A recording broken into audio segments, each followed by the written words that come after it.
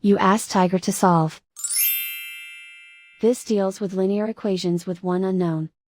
The final result is z equals -11/4. Let's solve it step by step. Swap sides. Group all constants on the right side of the equation. Subtract 7 from both sides. Simplify the arithmetic.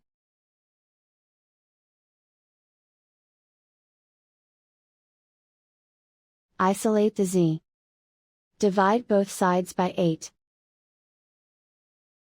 Simplify the fraction.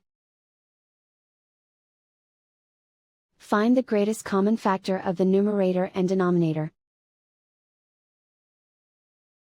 Factor out and cancel the greatest common factor.